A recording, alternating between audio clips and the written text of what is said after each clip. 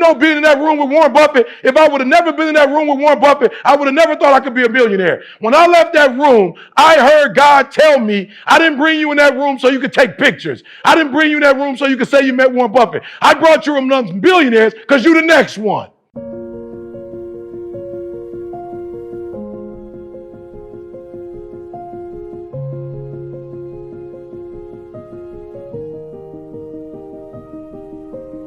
My job is not to teach you leads and all that real estate stuff. That's not my thing. My thing is to help you change your what? Mindset. Because when you change your mindset, you change what? Everything. Again, I'm here to help you change your mindset. Because when you change your mindset, you change everything. Come on, one more time. I'm here to help you change your mindset. Because when you change your mindset, you change everything. When I go into a school, I go like this. Why? Because I want kids to know who come from urban communities that this was what a PhD looked like. I want to change your mindset. I know what you thought it was, but regular people can get it. I know what you thought it was. I know what you thought a billionaire looked like. I'm about to show you that. It's a lot of different ways to look like a billionaire. And for those of you like me whose mama got pregnant at 17, you can be a billionaire too. It's not a look, it's a mindset. I'm trying to tell you in this room, many of you are not going to take advantage of this, not because you can't, but you don't see yourself as. This is not a person, it's not a race, it's not a color, it's not an age, it's a mindset. They're going to give you all the information, but if you don't change the way you think. All right, so listen to me very closely. So I started getting around billionaires, and billionaires are considered number one in the world. So I had a different mindset. So now the book comes out. Number one in motivational management and leadership. Number one in business motivation and self-help books. Number one in business motivation and self-improvement audiobook. Number one in ethnic studies. Look, it's a mindset. One. We don't think number 10, number 20. We think number one. Write down what you're going to be number one in 2023. Write it down. You're going to change your mindset. Write it down. What are you going to be in 2020? Number one in what? Taking advantage of these leads? What are you going to be number one in? I wanted to be the number one motivational speaker in the world. Now, that does not mean that nobody else is. I'm just saying, I just gave myself that because I need something to wake up to and something to push for. Does that make sense? What do you need to be number one in? Mentality, I just want to show you.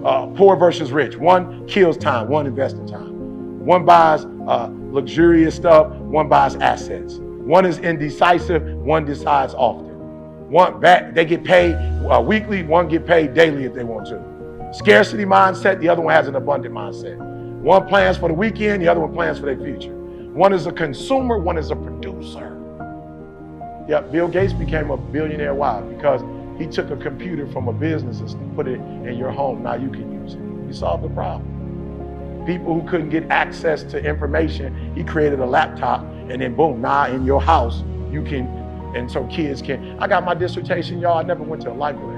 When I was coming up as a kid, there was no way to read without going to the library. I know I'm old, Dewey Decimal System, I know I'm old.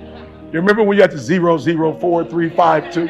You like, Lord, floor 3, you up on the 3rd floor, you're like, that ain't it. Okay, I'm still on the other side.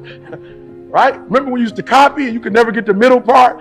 You got to figure out what the middle word said. You couldn't quite open the book and get that. Now you don't have to do that no more. You just go online, boom. Somebody created, there's something you're going to solve in this industry. So you're going to learn from them, and then you're going to create another solution to something and call that solution university. You're going to have your own university. You're going to learn from them. You're going to have your own conferences. You're going to have your own books. Does that make sense? Who's ready to be number one in this industry? Let me see your hand. Come on. What's the song say? I'm sorry, I forgot. Land of the, home of the. I don't know if you caught that. One more time. Land of the, but the home of the. You might have missed it. You've been singing it for a long time. You're not paying attention.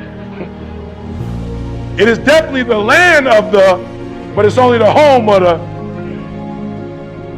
The American dream is real, but they're not passing it out. They're not giving it away.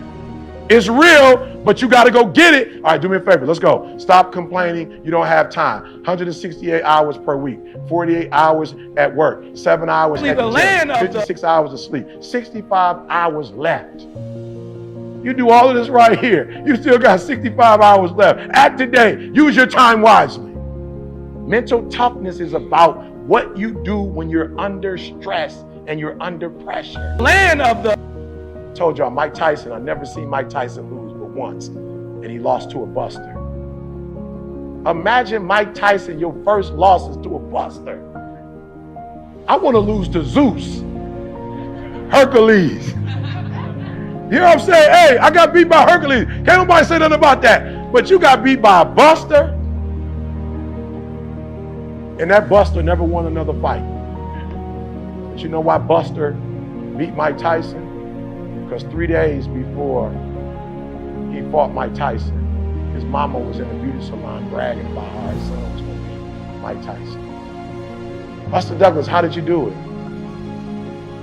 He said he hurt me when he knocked me down, but that pain I felt when he knocked me down was not greater than the pain I would have felt if I let my mama down. On the great days, be great. And on the bad days, be greater.